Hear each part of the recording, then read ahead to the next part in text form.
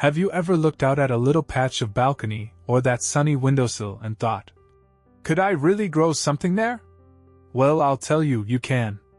Gardening in 2025 isn't just about sprawling lawns and flower beds that need a strong back and hours of work. These days, it's about clever use of space, thoughtful design, and gardens that meet you where you are, whether that's a porch chair with a cushion or a kitchen window with a cup of tea nearby. More and more of us, especially in our golden years, are finding joy in small spaces. Raised beds, teacup planters, or even old booths turned into flower pots. It's not about how much you have, but how much heart you bring to it. And with today's creative ideas, anyone, yes, even those of us with achy backs or not so steady knees, can create a garden that's both beautiful and kind to our bodies. So grab your gloves, the soft ones, maybe a biscuit or two, and let's explore 6 delightful small garden ideas that are easy on space, full of style, and inspiring in all the right ways. 1. Rise up, not bend down, vertical gardening for ease and elegance. One of the most delightful gardening lessons I've learned over the years is this. When space is short and backs are sore, it's time to start thinking upwards. Vertical gardening isn't just trendy, it's downright practical, especially for those of us who don't want to spend our days bent over a flower bed. You don't need a big yard or fancy tools.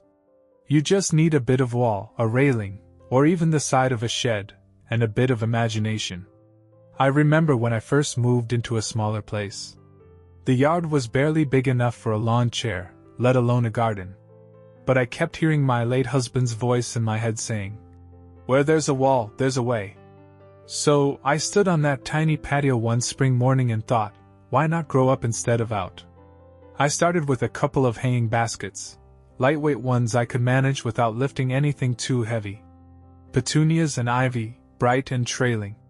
Then I found a wooden trellis that leaned perfectly against the fence. Morning glories took to it like it was built just for them. And every time I went out to water them, I could stand tall. No kneeling. No aching. There are so many ways to bring a vertical garden to life. You can use wall-mounted planters or stackable shelves. One of my favorite tricks, a hanging fabric shoe organizer. It might sound a little odd at first, but hear me out. Those little pockets are just the right size for herbs or small flowers. Chives, parsley, thyme, or even strawberries. They tuck right in and look beautiful cascading down. If you're working indoors or on a balcony, you can attach lightweight containers to your railing or walls with adhesive hooks or zip ties. No drilling, no fuss. Some folks even hang small pots on an old ladder leaned against the wall. It adds charm and makes plant care a breeze. And let's not forget the good old pallet garden. Wooden shipping pallets make excellent vertical frames. Attach pots or fill the slats with soil and let your plants spill out like they've found a secret path upward. One of the biggest blessings of vertical gardening is how accessible it becomes. For seniors like us, who might struggle with balance or joint pain, bringing the plants up to eye level is a real gift. You can tend to your garden while standing or sitting in a sturdy chair. No strain, no struggle, just you and the gentle rhythm of watering, pruning, and watching things grow. And beauty? Oh, it abounds. Vertical gardens can be lush, colorful walls of life, filled with texture, fragrance, and even the soft hum of bees and butterflies. You can mix and match edibles with ornamentals. Basil next to marigolds. Lettuce beneath trailing lobelia. Let your creativity lead the way. So if you're working with a balcony, a patio, or even a bare fence, think vertical. Let your garden rise with you. Because in 2025, small gardens aren't small at all, not when they climb, stretch, and bloom right before your eyes. 2. Gardens on the go, portable planters that follow the sun and spare your back. Let me tell you about my neighbor Earl. 83 years old, walks with a cane, and has the kind of back that can predict the weather better than the local news. You'd think Earl might have given up gardening by now, but you'd be wrong. Every morning, rain or shine, there he is, tending to a lush row of herbs and flowers that seem to move around his patio like magic. His secret? Wheels. In the world of small space, senior-friendly gardening, portability is power. And for those of us whose joints don't work like they used to, rolling planters are a game changer. Whether it's a lightweight raised bed on casters or an old serving cart given new life, portable gardening means you can grow what you love, without the bending, hauling, or straining that used to come with the territory. Let's start with the basics. What makes a good portable planter? It should be easy to move, stable when parked, and tall enough that you don't have to kneel or hunch. You can find ready-made options at garden centers, lovely raised boxes with locking wheels and deep planting space. But don't be afraid to get creative. Repurposing is half the fun. An old wheelbarrow, for instance, makes a wonderful mobile flower bed. A few drainage holes in the bottom, some fresh potting soil, and you're ready to go. Fill it with trailing nasturtiums, cheerful pansies, or even kitchen herbs like basil and oregano. Roll it to the sun in the morning, and when the afternoon heat gets too strong, just wheel it back to a shady corner. No heavy lifting, no sunburned leaves, no fuss. Don't have a wheelbarrow handy? Try using plastic storage bins placed on top of rolling furniture dollies. They're inexpensive, lightweight, and surprisingly durable. Or better yet, if you've got a forgotten serving cart, or even a laundry trolley, give it a rinse and a coat of weatherproof paint, and you've got yourself a charming rolling herb station. I've also seen folks get clever with plant trays on furniture sliders. No wheels? No problem. Just place your pots on a large tray, slide it across the patio or balcony floor as needed, and save yourself a world of strain.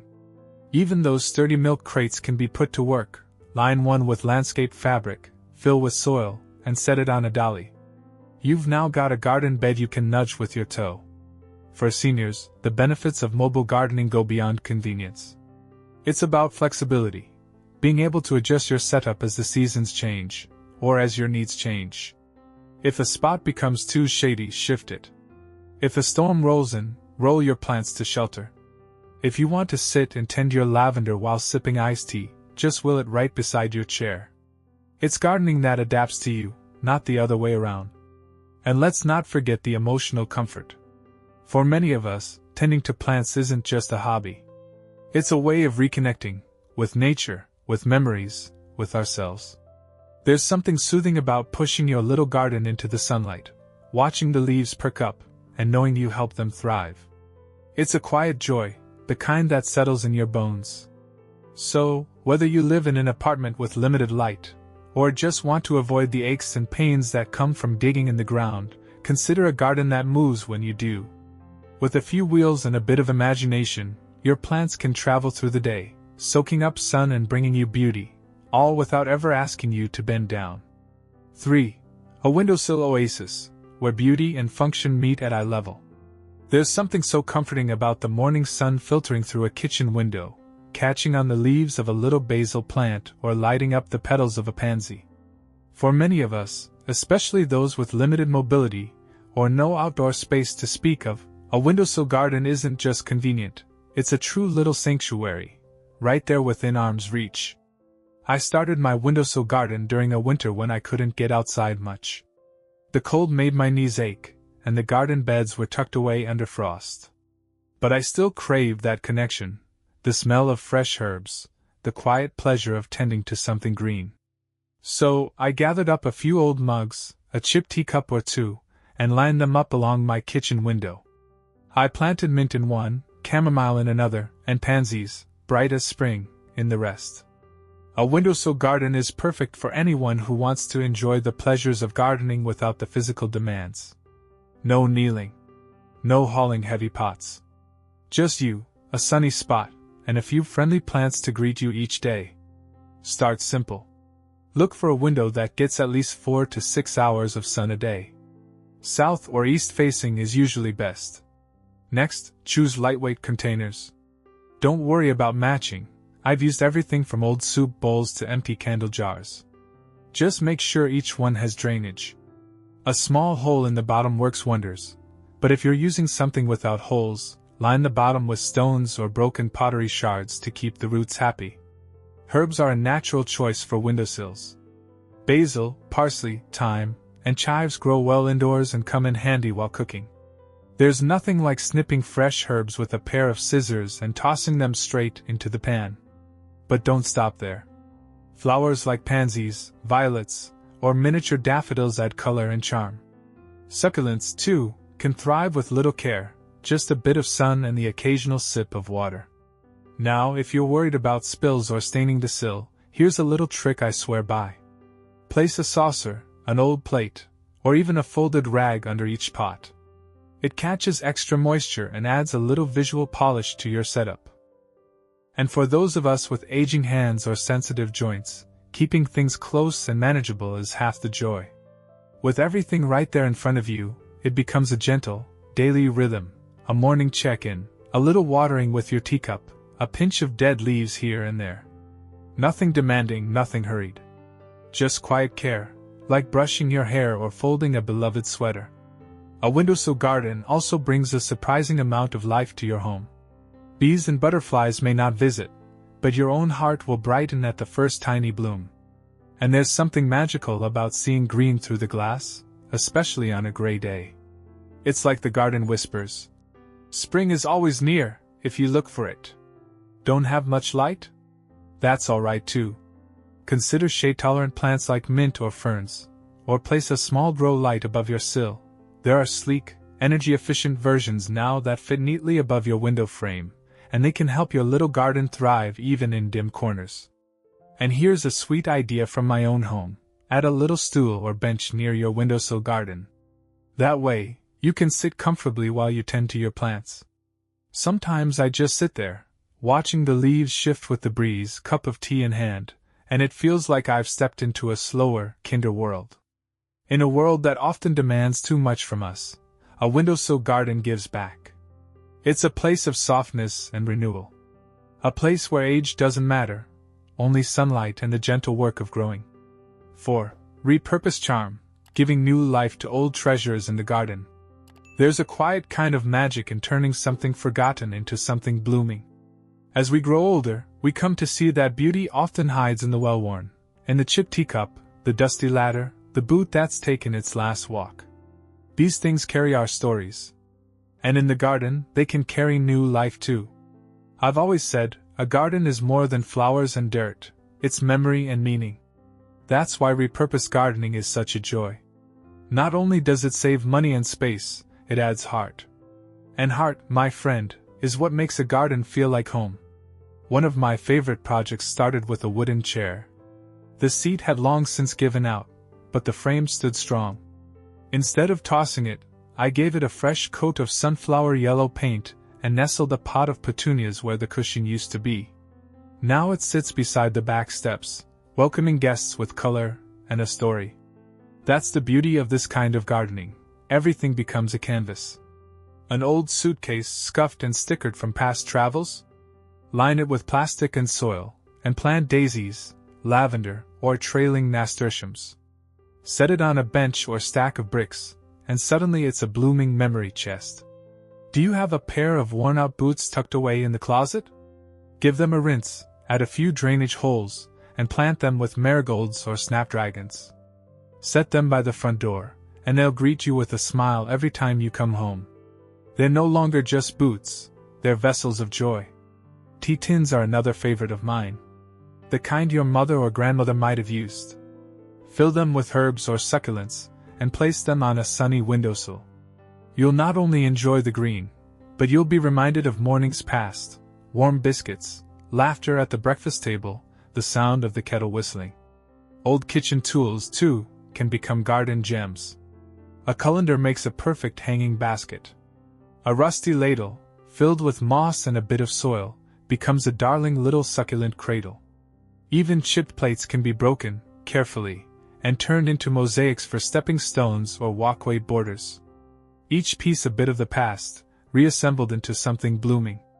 And don't forget ladders. A wooden ladder, leaned gently against a fence, makes a lovely multi-tiered plant stand. You can hang small pots from the rungs or place planters on each step. Add a string of soft lights, and it becomes a little garden nook glowing into the evening. For those of us with smaller spaces or less mobility, these projects are perfect. You can create little garden moments on a tabletop, along a fence, or even indoors. No need to dig or bend. Just arrange, plant, and enjoy. And here's a thought: if you're ever feeling a little nostalgic, choose pieces that tell your story. Maybe that milk tin from the family farm, or the typewriter where you wrote your college papers. Fill them with flowers, let the vines spill over, and watch the past and present grow side by side. Because gardening isn't just about what we plant, it's about why we plant. We're not just growing flowers. We're growing stories, memories, and meaning. We're giving our treasures a second life, and ourselves a quiet kind of joy in the process. 5. Raised beds, happy backs, gardening at the height that suits you. Let's have a little honesty between friends. Bending over to pull weeds or plant seedlings just isn't what it used to be. These days, my knees speak louder than the birds some mornings, and my lower back? Well, it has its own opinion about everything I try to do. But that doesn't mean the gardening days are over, not by a long shot. It just means we need to bring the garden up to us. And that's where raised beds come in. Raised garden beds are more than a trend, they're a gift. A gift to tired joints, stiff backs, and anyone who still wants to get their hands in the soil without paying the price in aches and pains. Whether you're standing, seated on a sturdy stool, or even working from a wheelchair, a raised bed brings comfort and accessibility to your fingertips. I remember the first time I tried one. It wasn't anything fancy, just an old wooden table I had in the shed, with a few holes drilled in the bottom for drainage and lined with landscape fabric. I filled it with soil, tucked in some lettuce starts and a few marigolds for good measure, and suddenly I had a little garden again. No stooping. No wobbling. Just the joy of planting and the sweet green smell of possibility. There are so many ways to build or create a raised garden space, even in the smallest areas. You can buy ready-made raised beds at your local garden center. Some even come with legs and wheels, making them ideal for porches or balconies. Or you can create your own with repurposed materials, foam cooler boxes stacked on milk crates, wooden crates lined with plastic, or even deep plastic bins set atop sturdy shelves. What matters most is the height. Aim for a level that lets you garden while sitting or standing comfortably. Waist high is ideal for standing, while knee high works well if you're using a chair. And remember, no project is too humble if it's done with care. Some of the best raised beds I've seen were made from old dresser drawers, repainted and filled with basil, cherry tomatoes, and pansies. A few tips from someone who's learned along the way. Line the top of your raised bed with a bit of straw or dried leaves. It helps keep moisture in and weeds out. Use lightweight potting mix so you're not wrestling with heavy bags. And place your raised beds where you can easily reach them from all sides. That way, you won't need to twist or stretch. What I love most about raised beds is the freedom they give back. You can plant what you like, when you like, and enjoy it all at a pace that suits you. You don't need to ask for help, or feel like you're working against your body. You're working with it, gently, wisely, kindly. And there's a sweet sort of pride that comes from harvesting a tomato or cutting a bunch of fresh mint from a garden that you've built to suit your needs.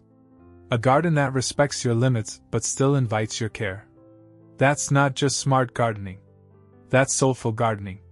So if the ground feels a little farther away than it used to, or you find yourself avoiding certain tasks because of the strain, it might be time to raise your garden, and your joy, up to where it belongs.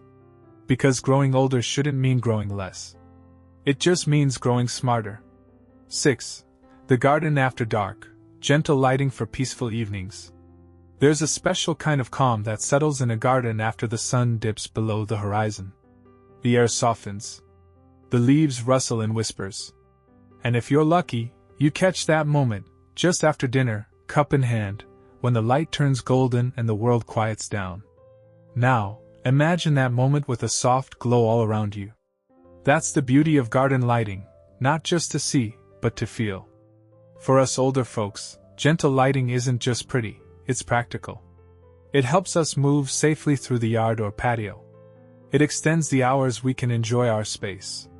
And it brings a sense of welcome, of warmth, like the porch lights our parents used to leave on, waiting for us to come home. And the best part?